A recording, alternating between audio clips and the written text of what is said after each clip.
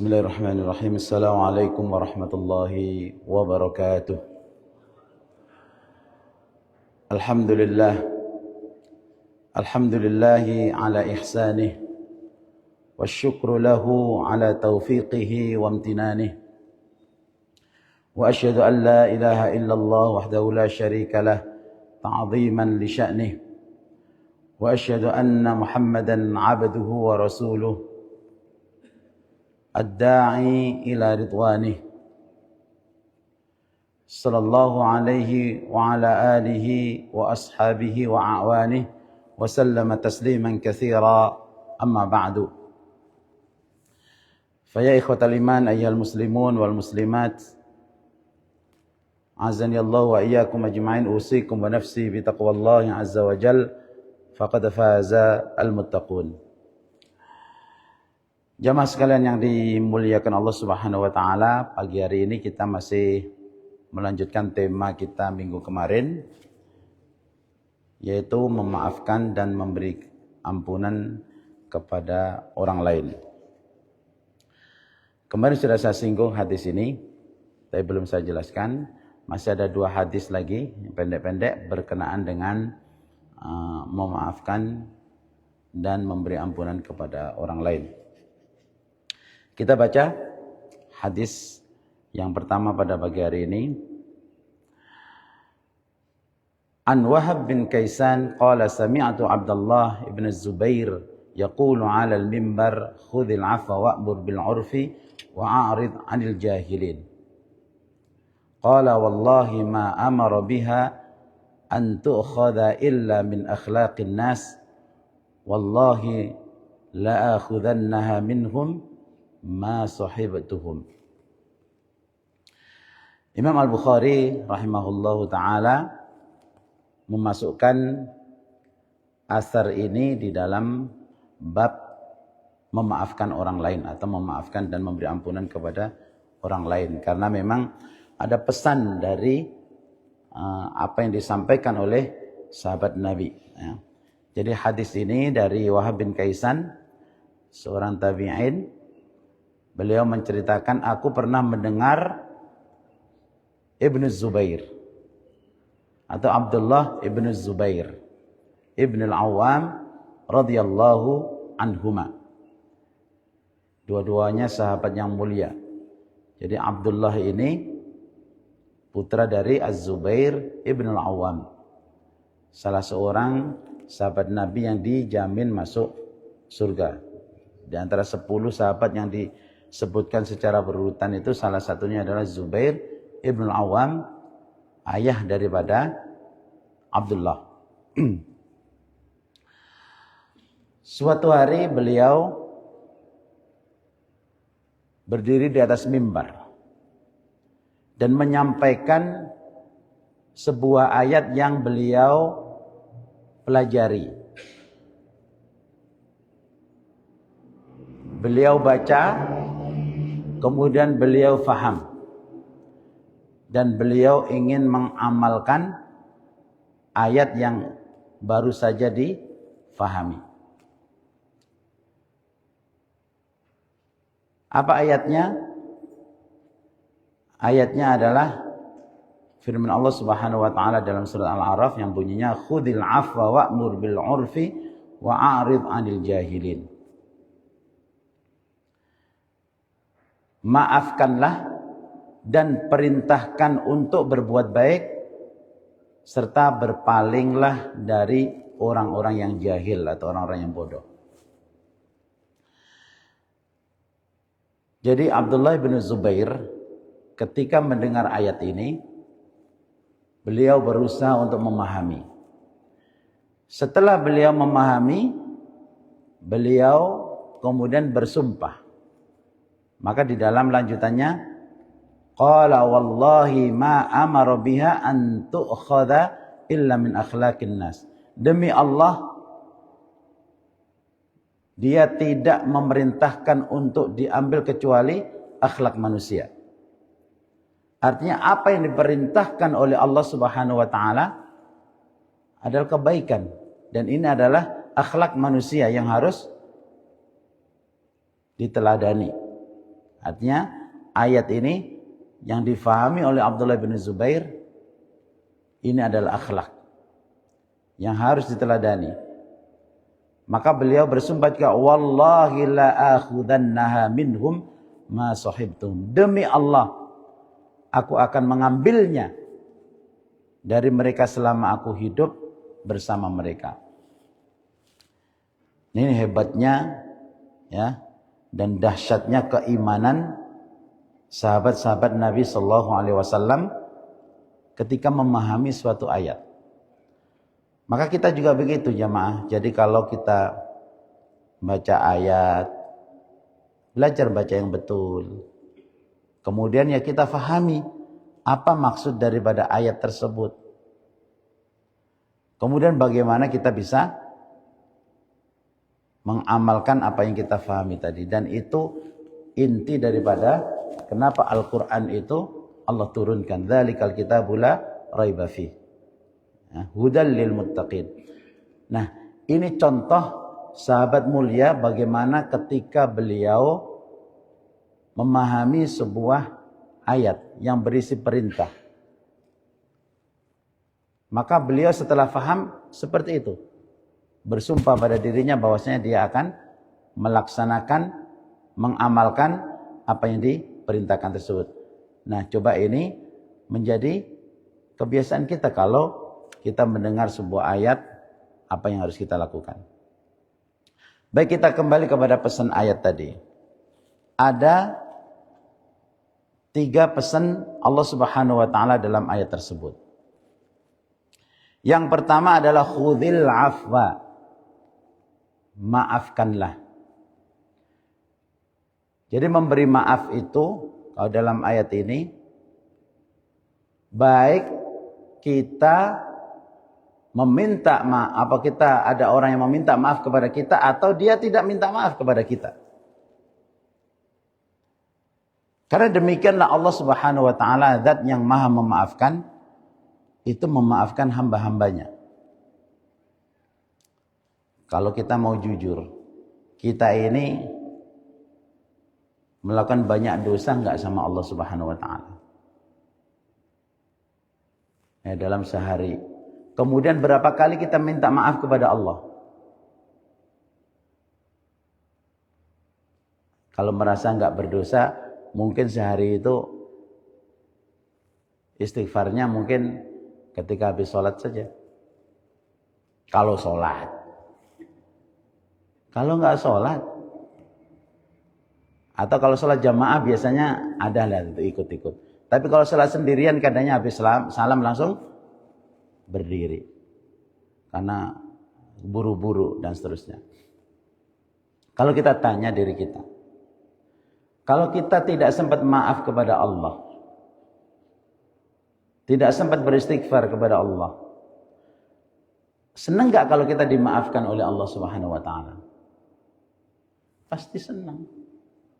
Ya, kita habis melakukan kesalahan, ya. Sholatnya gak khusyuk. Habis sholat sudah gak zikir lagi, gak baca astagfirullah, tidak.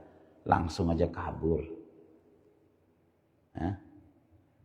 Kalau sholatnya gak benar, ya, gak khusyuk, dosa gak? Ya dosa sebenarnya. Ini yang sholat ya. Kemudian tidak istighfar. Harusnya istighfar. Makanya Rasulullah SAW idza faragha minas salati istaghfar 3 marrat. Tsumma qala Allahumma antas salam kassalam tabarakta ya dzal jalali wal ikram. Artinya Rasulullah kalau sudah selesai salat itu selalu beristighfar. Ya.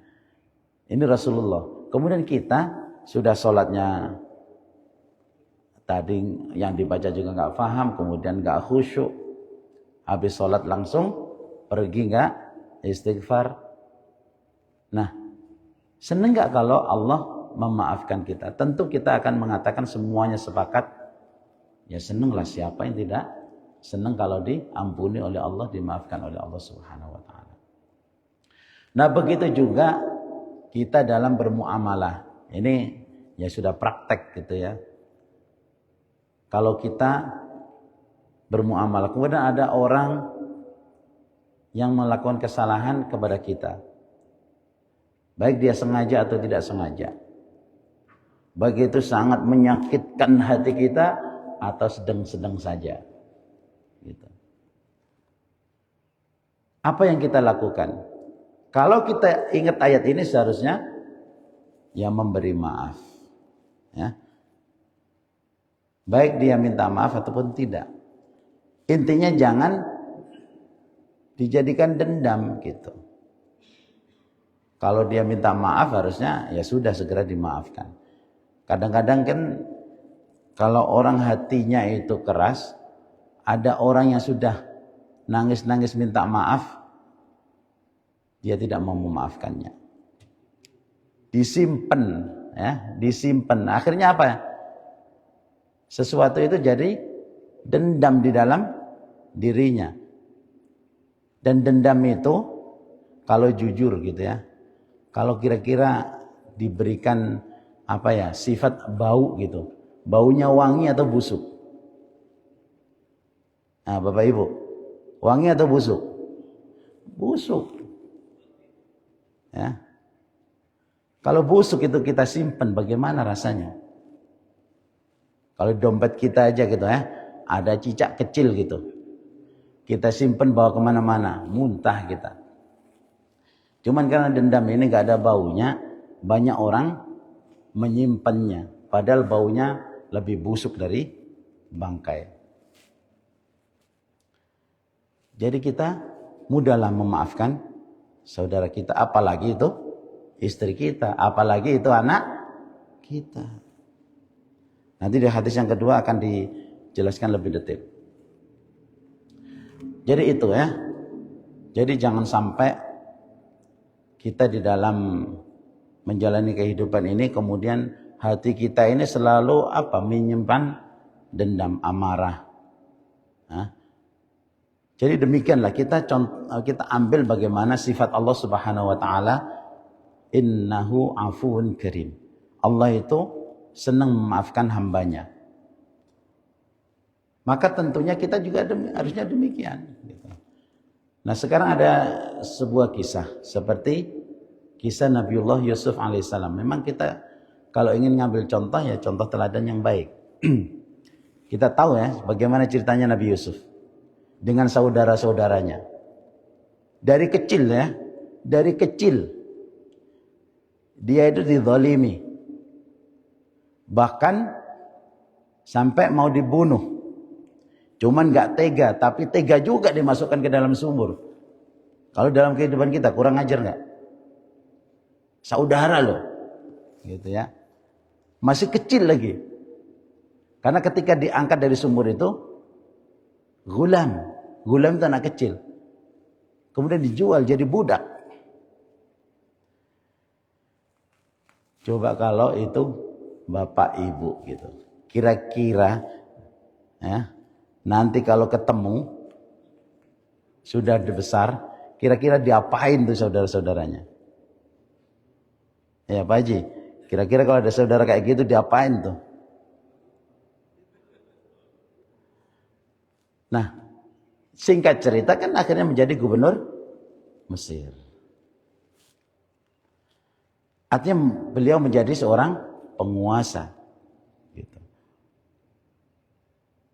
Kemudian saudara-saudaranya datang. Ketika tahu, saudaranya ini minta maaf. Coba apa yang diucapkan oleh Nabiullah Yusuf. Kalau dalam Al-Quran, la tatsriba alaikum. Kalau kita terjemahkan itu, kesalahan yang mana sih? Gitu. Kayaknya sudah nggak ingat lagi saya. Bisa nggak kita mengatakan seperti itu? Ya susah lah Ustaz. Makanya kita mencari contoh yang bisa melakukan itu. Siapa Nabiullah Yusuf alaihi salam? Itu tidak ada dendam sedikit pun terhadap saudara-saudaranya. Padahal perlakuannya luar biasa. Ya. Luar biasa. Saking bencinya kepada Nabi Yusuf alaihissalam. Khudil affa. Gitu. Nah ini mari kita terapkan ya. Kepada orang yang paling dekat dengan kita. Murid kita. Mahasiswa kita. masyarakat tetangga kita dan seterusnya. Kalau semua orang berpikir seperti itu, coba alangkah indahnya gitu ya. Nah ini yang pertama, khudil afwa. Ini pesan Allah Subhanahu wa taala yang pertama, yang Abdullah bin Zubair bersumpah mendengar sekali ayat tersebut difahami, kemudian beliau ingin mengamalkan di tengah-tengah manusia. Wa'mur bil 'urfi. Pesan yang kedua adalah perintahkanlah kebaikan. Ini sebelumnya sudah pernah kita sampaikan ya. Bagaimana mengajak orang lain untuk berbuat baik.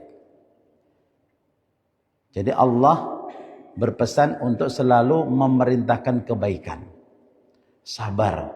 Terutama terhadap ya orang yang paling dekat dengan kita. Mungkin maaf ya, istri kita belum berjilbab.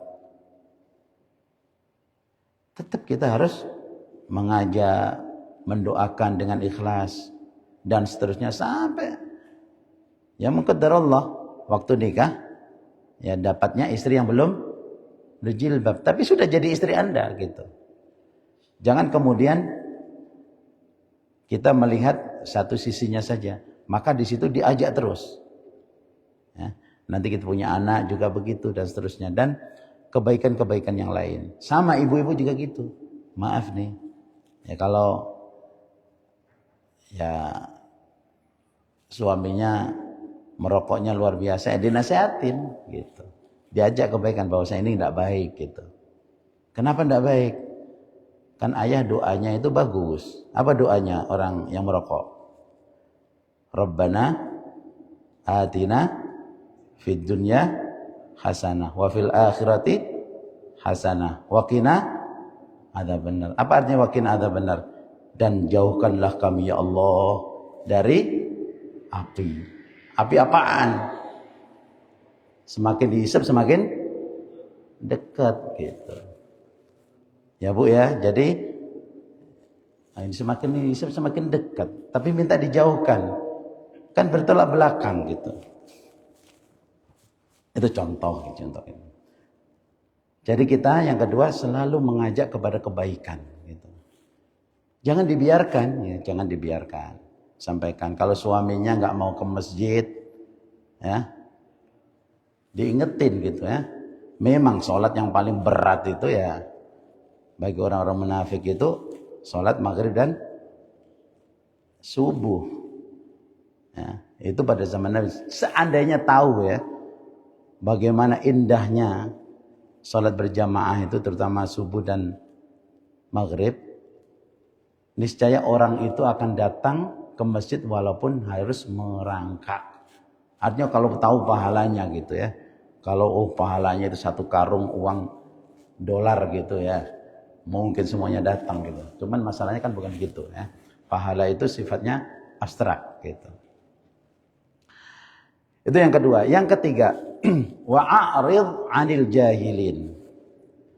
Dan berpalinglah dari orang-orang yang jahil. Ini akhlak yang ketiga. Maksudnya gimana Ustaz? Berpaling dari orang-orang yang jahil. Ada sebuah kisah Umar bin Khattab radhiyallahu anhu, Amirul Mukminin. Kalau sekarang presiden gitu. Umar bin Khattab ini kita tahu sifatnya gimana. Kalau ada sesuatu yang bukan nyeleweng, belok dikit aja dia nggak tahan untuk ngangkat pedangnya gitu, meluruskan. Tapi beliau ini dalam majelis ya kayak begini, dalam majelis itu selalu duduknya itu bersama para ulama. Kalau dulu itu al-qurra, disebut al-qurra. Jadi kalau pada zaman Nabi itu al-qurra, para qori itu bukan hanya hafal saja. Ya kayak Abdullah bin Zubair gitu. Faham, langsung bersumpah untuk dilaksanakan. Jadi di samping hafal Quran, hafal maksudnya atau faham maksudnya,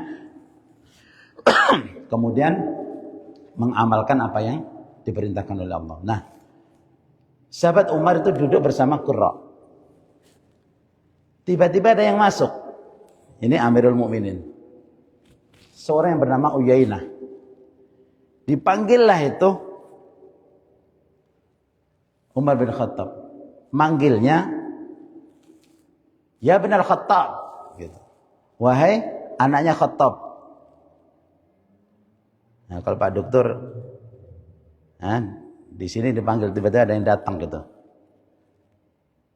Umpamanya namanya orang tuanya Khattab. Dipanggil, ya bin Al-Khattab. Dipanggil orang tua kita. Kita kira dalam pikiran kita apa? Ini seorang presiden loh ya. Ini Amirul Mukminin. Biasanya kan dipanggil, ya Amirul Mukminin, wahai Amirul. Ini dipanggil, bukan dipanggil namanya juga, ya bin Al-Khattab. Tentu kalau bukan orang-orang yang baik, itu bisa langsung marah. Nah ini ceritanya kita duduk bersama sahabat Umar bin Khattab, duduk bersama para qurra. Nah setelah dipanggil ya bin Al-Khattab, tidak berhenti ternyata. Dilanjutkan.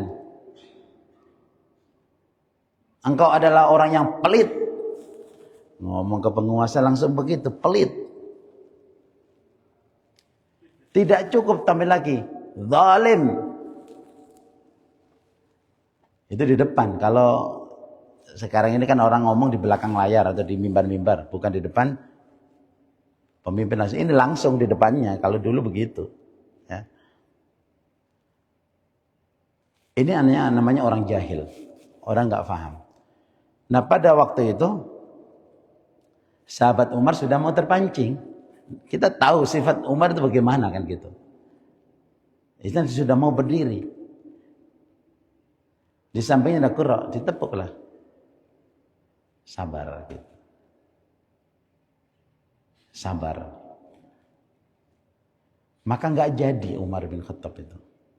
Kemudian disampaikan ayat ini, wa'arid 'anil jahilin. Berpalinglah dari orang-orang yang bodoh. Tidak mudah tersulut. Nah kita juga demikian. Ya. Ini contoh bagaimana sahabat Nabi yang punya jabatan tertinggi sebagai Amirul Mukminin. Diomongin tidak enak. Bukan lagi di belakang, tapi di depan rakyatnya. Tapi karena dia bersama para ulama, dia bisa mengendalikan dirinya. Nah begitulah seharusnya kita melakukan. Maka di sini sahabat Abdullah bin Zubair ketika memahami ini dia bersumpah, demi Allah aku akan mengambil akhlak tersebut dari mereka selama aku hidup bersama mereka. Artinya menerapkan akhlak ini. Nah jemaah sekalian yang dimuliakan Allah Subhanahu wa taala, intinya di dalam hadis ini adalah anjuran untuk bersikap adil ya, menghiasi diri kita dengan akhlak yang mulia yang terpuji seperti yang dijelaskan tadi, memaafkan kesalahan orang lain baik dia minta maaf ataupun tidak minta maaf ya. Dan itu lebih melapangkan dada kita ya. Dan orang yang mudah memaafkan itu jelas dia kehidupannya itu santai ya, tidak tegang ya, seperti tadi ibarat sesuatu hal yang tidak baik itu tidak disimpan, kalau bau busuk ya dibuang gitu. Kemudian kita bacakan hadis yang kedua, pendek sekali. An Ibnu Abbas radhiyallahu anhuma qala qala Rasulullah sallallahu alaihi wasallam allimu wa yassiru wa la tu'assiru wa idza ghadiba ahadukum falyaskut. Ini hadis marfu' sampai Nabi sallallahu alaihi wasallam dari Abdullah ibnu Abbas. Sama-sama namanya Abdullah, cuman bedanya orang tuanya. Nah, kalau ini Ibnu Abbas, kalau tadi Ibnu Zubair. Beliau berkata, Rasulullah SAW bersabda, Alimu, ajarkanlah kebaikan. Ya, ajarkanlah kebaikan. Wa yassiru wa la tu'assiru. Bagian yang pertama, ketika kita mengajarkan, kita berdakwah, ya, mengajak kebaikan dan seterusnya, wa yassiru, dan mudahkanlah atau permudahlah. Jangan dibuat sulit dalam memahami agama ini, jangan dibuat sulit, permudah. Ya kalau kita ngisi, cara memudahkannya kontennya disesuaikan gitu ya. Dimulai dari hal-hal yang disepakati. Ya kalau tauhid umpamanya kan dimulainya tauhid rububiyah dulu. Itu semuanya sepakat. Ya. Bahwasanya Allah yang menciptakan. Orang musyrik juga yakin yang menciptakan itu adalah, menciptakan kita adalah Allah. Yang mematikan, yang memberi rizki, ya, yang mengatur alam semesta ini. Itu semuanya rububiyah. Dan semuanya itu disepakati. Nah ini dijelaskan, sudah paham. Ini ketua, terutama pada orang-orang yang baru. Baru setelah itu, tauhid uluhiyah, bahwasanya kita itu di dunia ini diciptakan oleh Allah, diberi rizki oleh Allah. Allah tundukkan bumi ini untuk manusia, untuk kita. Ya. Dan seterusnya. Kesemuanya itu tujuannya adalah kita supaya bersyukur dan beribadah hanya kepada Allah. Jangan bersyukur kepada orang lain. Jangan beribadah kepada selain Allah, kan gitu. Tujuannya begitu. Sehingga bisa difahami, karena orang yang banyak merasakan kenikmatan-kenikmatan, kebaikan-kebaikan, itu biasanya mendengar orang yang ngasih.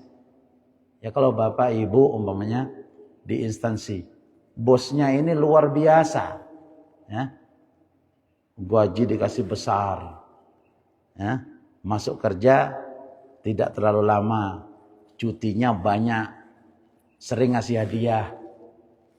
Kira-kira kita dengan bos itu gimana? Benci atau tidak? Senang atau tidak? Pasti senang gitu.